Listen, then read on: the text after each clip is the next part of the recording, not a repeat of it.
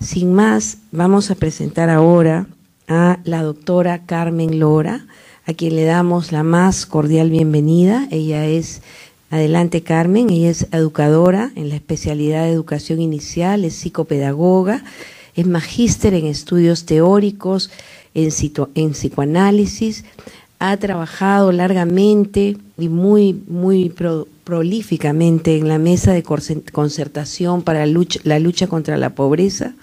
Es profesora de la catedrática de la Pontificia Universidad Católica del Perú y también ha trabajado como asesora de la alcaldesa de Lima, la doctora Susana Villarán, en políticas de infancia.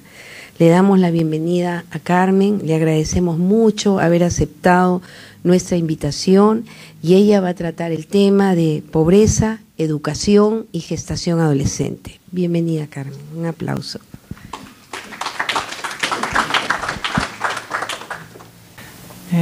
Mi saludo, mi agradecimiento a la Academia de Cirugía, a la Academia de Medicina, al doctor Wagner y al doctor Vinatea. Para mí es un honor estar acá con ustedes en una institución que representa tantas cosas para este país. Espero que les pueda servir lo que voy a exponerles desde una perspectiva un poco distinta, pero que creo que tiene mucha convergencia con las exposiciones anteriores. Voy a tratar 4 puntos. Los 2 primeros, aunque tienen bastantes cuadros, los voy a pasar porque creo que ustedes seguramente saben mucho de esa información y no quiero ser reiterativa. Creo que una primera afirmación que podemos recordar, porque creo que todos la sabemos, es que la pobreza golpea más a los niños y a los adolescentes. Cuando vemos los cuadros, podemos ver que los porcentajes de pobreza golpean mucho más a las edades entre 0 y 15 años que entre los otros adultos, y evidentemente mucho más en los que viven en las zonas rurales. Acá tenemos un cuadro y podemos ver, la línea roja representa el porcentaje al 2013 de lo que era la pobreza en promedio, alrededor de 23.9, y las primeras columnas son los grupos etarios primeros, ¿no? De 0 a 15, no quiero detallar para no alargarme, pero se ve claramente que es en esas edades donde hay mayor número de personas pobres. Evidentemente mucho más también en las zonas rurales, ¿no? Acá tenemos un cuadro donde vemos cómo en la zona verde están los niños, las personas adultas y niños en las zonas rurales, y en el otro lado las urbanas, y la comparación, la sabemos, es muchísimo mayor la incidencia de pobreza en las zonas rurales, pero también ahí los niños, los adolescentes son los más pobres. Y otra variable importante, otro factor importante es la lengua, ¿no? Evidentemente quien no domina el español está en un mayor riesgo de estar en pobreza, porque tiene menores oportunidades, menores posibilidades de educarse, menores posibilidades de intercambiar con el conjunto de la sociedad. Y este cuadro nos da algunos elementos de diferenciación incluso entre las diferentes lenguas principales, no están todas, que tenemos en el país. Y como ustedes ven, el porcentaje donde están el castellano, no sé manejar mucho esto, no sé bien, pero digamos la penúltima columna es la que indica el español, las otras son las otras lenguas, y vemos que también ahí la incidencia es mucho mayor. El embarazo adolescente, entonces, vamos a ver, en primer lugar, afecta por las estadísticas que tenemos, que nos muestran tanto el INEI como el Instituto Nacional de Estadística, tanto en las CENDES como en los estudios de población, como los estudios de UNICEF o de Plan Internacional y de UNFPA, ¿no? Nos dan datos que verifican claramente que hay una relación entre una mayor incidencia del embarazo a menor educación, ¿no? Incluso las estadísticas nos dicen que es más importante el problema de la no educación. O sea, hay más cantidad de adolescentes que quedan embarazadas con educación primaria que adolescentes pobres que quedan embarazadas. O sea, la pobreza es un elemento importante, pero porque además la pobreza y la educación están relacionados, pero cuando las personas pobres no logran llegar más allá de la primaria, sus posibilidades de quedar embarazada es mayor. Y como se ha dicho en una de las exposiciones anteriores, se produce además un círculo vicioso, porque la chica que queda embarazada abandona los estudios, y el no tener estudios es una ocasión mayor de pobreza, ¿no? Entonces tenemos ahí una situación importante.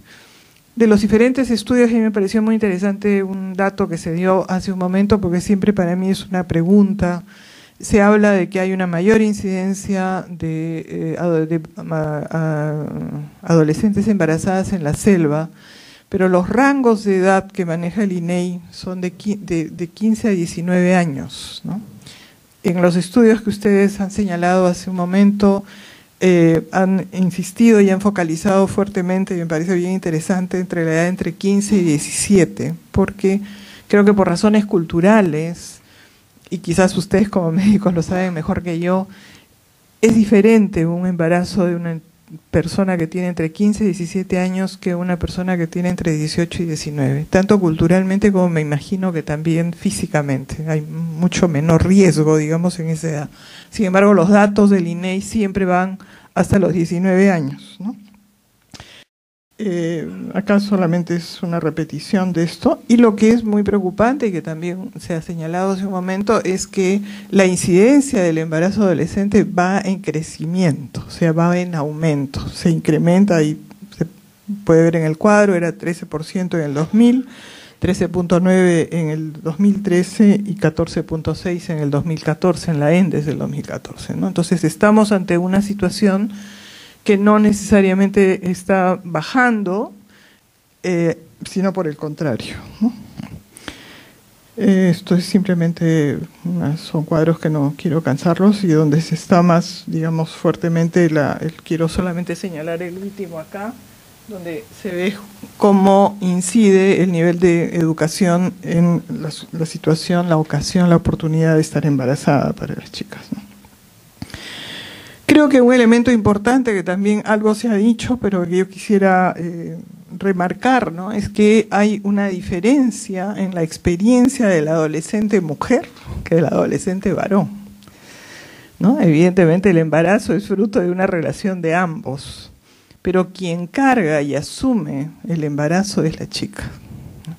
Y entonces estamos acá ante una primera situación que afecta más fuertemente a las niñas que a los chicos, que de todas maneras los debe afectar, pero conocemos menos, estudiamos menos lo que ocurre con los chicos que son padres a los 14 o a los 15 años. Y quizás es una pista que deberíamos de trabajar, porque no carga el niño, pero sí carga probablemente en su interior esa responsabilidad, o por lo menos esa situación o esa vivencia de haber pasado por esa experiencia, ¿no?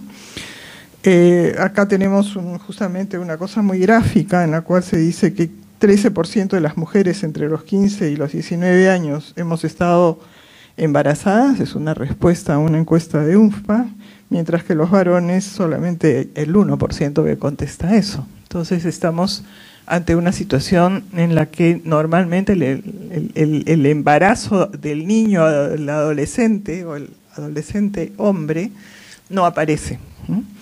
Pero también, por otro lado, y eso lo han señalado a las dos exposiciones anteriores, sobre todo la primera, que también es preocupante, es que estamos ante una situación de relaciones de género en que muchas veces las chicas, sobre todo las niñas y las adolescentes, sufren una violencia de género importante por personas que también son adultas, que pueden ser los familiares, los padres, el vecino. Había un cuadro que me pareció muy interesante en la exposición que se hizo la primera, y creo que ahí también estamos ante un problema muy serio, es decir, que el uso del cuerpo de una niña o de un adolescente es como permitido en determinados patrones culturales. Patrones culturales que van en todo el país. No estoy hablando de la selva, ni de la sierra, ni de la costa, ni de los niveles altos, ni de los niveles bajos culturales. Hay un tema cultural que atraviesa el conjunto de la sociedad peruana, donde el valor del cuerpo de esta niña o de esta adolescente puede ser un valor de uso, y por lo tanto no hay una responsabilidad de relación con ese cuerpo. sino es una relación de uso. Y eso creo que también está presente en la incidencia del hecho de la adolescencia. Paso a este punto que creo que es el que puedo aportar más, o por lo menos espero que esto nos ayude a reflexionar a todos. Y es que el tema de la educación está relacionado con una cuestión cultural, y el tema de la educación no solamente es la educación escolar, ¿no? La educación tiene otros elementos, otras dimensiones, y creo que hoy vivimos un cambio cultural muy fuerte, ¿no? Estamos en una época en que estamos realmente experimentando un cambio que tiene que ver además con entre otras cosas, con un desarrollo tecnológico que ha modificado muy fuertemente la economía, que ha globalizado este mundo en términos económicos, pero también en términos comunicacionales. Y ese cambio tecnológico está produciendo cambios de relaciones que en muchos aspectos, pero que ahora lo que me interesa es señalar es los cambios en las relaciones entre generaciones. ¿Por qué? Porque además encontramos que los niños, que se llaman hoy día nativos tecnológicamente, nacen sabiendo. Si nosotros nos enfrentamos a un niño de 2 o 3 años en una situación tecnológica, ese niño sabe más que nosotros, a pesar de que nadie le ha enseñado, ¿no? Se relaciona con las máquinas y con la tecnología de una manera absolutamente distinta de nosotros. Ese cambio tiene consecuencias conscientes e inconscientes. Conscientemente, creo que hoy día lo experimentamos con los hijos, con los nietos, los que podemos tener nietos acá, que somos bastantes, pero también con los hijos. Los padres que tienen 30 o 40 años no son nativos y tienen niños, están comenzando muchas veces a recién ser padres, porque además ahora en muchos casos, a pesar de que hay mucho embarazo adolescente, por otro lado la decisión de matrimonio se retarda, enfrenta una situación en la cual estos niños son absolutamente distintos de los niños que nosotros siempre hemos conocido o de los que hemos sido nosotros. Aparecen estos niños muy raros, saben mucho. E inconscientemente, esto se está trabajando en muchos estudios. Yo me estoy basando en uno de una psicóloga, una psicoanalista argentina, Noemí Alier. Se encuentra en las investigaciones que se hacen que hay un sentimiento de orfandad en los padres y en los adultos frente a los niños. Es decir, no sabemos cómo educar a estos niños que saben tanto y que de alguna manera son adultos, ¿no? ¿Por qué? Porque antes el conocimiento era, digamos, privilegio, potestad del adulto. El niño tenía que aprender y nosotros le enseñábamos. Hoy día son los niños los que nos enseñan muchas cosas, que además son centrales, porque tienen que ver con la información, porque tienen que ver con la técnica, o sea, no son conocimientos irrelevantes, ¿no? Cambio, esta forma de relacionarse diferente que hoy tenemos entre los adultos y los niños, está produciendo muchas cosas, temores, etcétera, pero sobre todo confusión en la relación. Es decir, estamos en muchos casos tratando a los niños como si fueran adultos, porque son niños que saben. Pero saben en una dimensión, no necesariamente emocionalmente, afectivamente, son adultos. Y nos estamos olvidando un poco de eso, ¿no? Entonces estamos ante una situación bien complicada porque a nosotros se nos mueve el piso delante de un chico que nos dice: oye, tú no sabes manejar esto, pero mira, es rapidito. Es muy fácil, ¿por qué no sabes? Es la respuesta de cualquier chico ante el espanto que tenemos nosotros frente a una tablet o a un iPhone o a un teléfono que no sabemos bien cómo funciona, ¿no?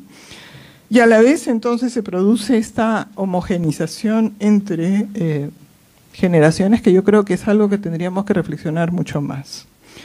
En segundo lugar, en estos cambios culturales hay un elemento que está muy fuertemente presente, sobre todo en los medios, pero no solo en los medios, y es una erotización muy grande, ¿no? Desde el punto de vista psíquico, esta erotización está también afectando el desarrollo ¿no?, más evolutivo que debería tener la efectividad y las emociones, el aspecto más, la sexualidad de los niños y de las niñas. Yo les estoy poniendo acá dos fotos. Una es lo que significaba, por lo menos en mi infancia, jugar a las mamás, a las adultas. Es decir, nos disfrazábamos de mujeres mayores y teníamos tacos y carteras y sombreros o faldas. Hoy día comienza a producirse, y esto se ve muy fuertemente en la publicidad, esto fue una campaña hecha por una revista de modas, en la cual una niña es vestida como una mujer adulta. Como una mujer adulta, además, en un tipo de exposición que tiene un contenido erótico muy fuerte. Este elemento está presente hoy en los medios. Y yo creo que es un elemento que está agudizando esta situación de que vemos a los niños como adultos. Yo creo que está agudizando esa violencia que algunos de los expositores anteriores señalaron. ¿Por qué hay estos incrementos? No es la única causa, pero es una causa. Y yo creo que ahí hay también una confusión de roles que se está dando desde un mensaje, digamos, que tiene que ver, por otra parte, con modelos y con realidades, ¿no? Esto es otro de los temas fuertes, es decir, cuáles son los modelos que se plantean, la Barbie como modelo de mujer, y lo que eso produce en las niñas como tensión y como dificultad para aceptar su cuerpo. Estamos en una sociedad y en una cultura que valora mucho el cuerpo, pero a la vez es una forma de mirar el cuerpo que es terriblemente negadora de la realidad concreta del cuerpo, porque nos están presentando modelos absolutamente irreales, ¿no? Entonces ahí hay una contradicción frente a la cual el adolescente tiene que enfrentarlo, y eso también produce pues todos los síntomas que ustedes trabajan, me imagino muchísimo, como la bulimia, la anorexia y todo eso, que son elementos que yo creo que están alrededor, ¿no? Cuando hablamos de embarazo, quizás eso parece muy lejano, pero yo personalmente creo que todos esos elementos tienen que ver por qué es que la niña llega a una situación del tipo que estamos trabajando hoy día. Y finalmente el consumo, ¿no? El consumo de todo y la necesidad de consumir lo último, de lo último, de lo último, ¿no? Este es un dibujo de un educador italiano que se llama Tonucci, que es un tipo muy interesante y que pone en este televisor que le habla a la niña cuando tu mamá no está, ¿no? Te aconsejo que le digas que te compre la última versión de, ¿no? O sea, el consumo como un elemento fundamental para poder afianzar su identidad, y como además vemos eso en los adolescentes, que generalmente necesitan afirmar su identidad en relación a tener cosas que tienen los otros. Fue igual con nosotros, o sea, alguien decía, recordémonos cómo éramos adolescentes nosotros, también queríamos tener aquello que tenían las otras amigas o los compañeros, pero hoy eso se ha agudizado enormemente, ¿no?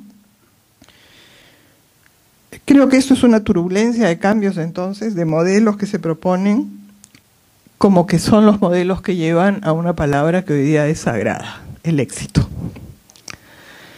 Y creo que entonces hay una presión en todas estas dimensiones por consumir como camino para llegar al éxito, y creo que esto entonces produce mucha perturbación y mucha incertidumbre. Y personalmente, aunque no creo que sea la única situación, ustedes han mencionado muchísimas otras, y yo al correlacionar pobreza y educación estoy planteando otros elementos, pero yo quería acá subrayar que quizás, y eso también lo dice uno de los estudios que ha hecho Plan y UNICEF, Plan Internacional y UNICEF, en algunos casos la llegada al embarazo es por encontrar una especie de tabla de salvación, es decir, finalmente estamos en una sociedad donde ser madre es estigmatizado, como lo ha recordado uno de los expositores, pero también ser madre es ser valorada. Y por lo tanto la adolescente está ante esa tensión, ¿no? Finalmente, quizás en medio de todo esto, que me quede embarazada será una manera de resolver mis faltas. Sabemos que después las ganas de dejar ese niño, de no asumirlo, de no criarlo, va a venir. Pero yo creo que hay determinados elementos que pueden llevar a un embarazo por esta absoluta incertidumbre y confusión que se está produciendo en este momento. ¿Qué hacer entonces frente a esto? Y con esto acabo. ¿Qué nos toca, ¿no? Como adultos, como profesionales, como padres? Creo que hay una pista que me parece fundamental y es cómo restablecer determinado tipo de vínculos que pasan por algo que hoy día está siendo también, por justamente los cambios tecnológicos, poco usado y trabajado, que es escuchar, ¿no? Acoger y contener, ¿no? Hoy día se escucha poco porque todos hablamos por el celular con las letritas y las cosas, por los mensajes, por los WhatsApp, por todo ese tipo de cosas, ¿no? Y es la manera en que estamos aprendiendo a comunicarnos. Yo creo que para los que somos mayores, eso es un desafío, porque tenemos que aprender eso. Si no lo aprendemos, no podemos enganchar con los niños ni con los jóvenes. Y a la vez, creo que tenemos que saber ubicarnos. Esa no es la única manera de comunicarnos. Yo creo que nosotros como adultos hemos sabido, hemos tenido una experiencia de lo que significa el lenguaje oral. En psicolingüística se habla hoy día del lenguaje electronal, es el lenguaje dominante, ¿no? ¿Cómo es que hacemos para aprender el lenguaje electronal? Que va a suponer en que en nuestras cabezas tenemos que cambiar muchas cosas. Y a la vez no abandonar ese lenguaje oral que yo creo que los adolescentes y las adolescentes necesitan, ¿no? En primer lugar. Y en segundo lugar, la contención, que supone una cosa física, ¿no?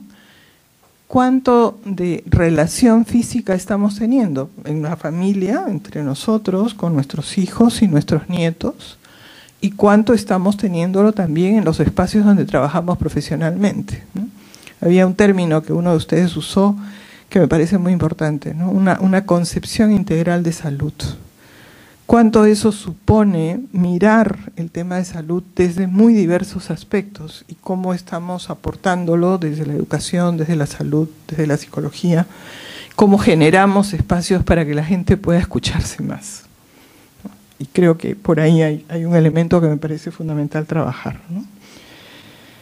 Quisiera simplemente terminar diciendo que me parece que ahí estamos entonces ante una necesidad de mirar nuestra propia experiencia de adultos, los estereotipos que podemos tener, los hábitos de comunicación que son los de los adultos y de nuestras propias trayectorias personales y generacionales, y cómo hacemos para, por un lado, aprender lo que es hoy día una nueva comunicación tecnológica sin renunciar a la que tenemos. O sea, yo creo que ahí hay un reto muy grande. No podemos solamente adaptarnos al WhatsApp. Si solamente usamos el WhatsApp, estamos renunciando a un valor fundamental que es la palabra oral. Entonces creo que ahí hay un elemento que creo que me parece muy importante trabajar. Y una segunda cosa es el qué significa el proyecto de vida, ¿no? Y cómo podemos ayudar a los adolescentes a encontrar que el éxito es un proyecto de vida chato, que hay mucho más que eso, ¿no? Que hay relaciones humanas, que hay tejidos, que hay utopías, como estábamos hablando hace un momento con uno de ustedes, que deberíamos de poder trabajar más y conversar más para que estos adolescentes no encuentren que la sexualidad vivida de una manera atolondrada, donde la información sobra. La información sobra. Los chicos saben perfectamente. No es como antes, ¿no? Que ni siquiera nos enseñaban el curso de sexualidad. El problema no es información. Para mí el problema es un problema de gran incertidumbre ante la vida que lleva a los chicos y a las chicas a relaciones absolutamente impensadas y desesperadas en muchos casos, ¿no? Muchas gracias.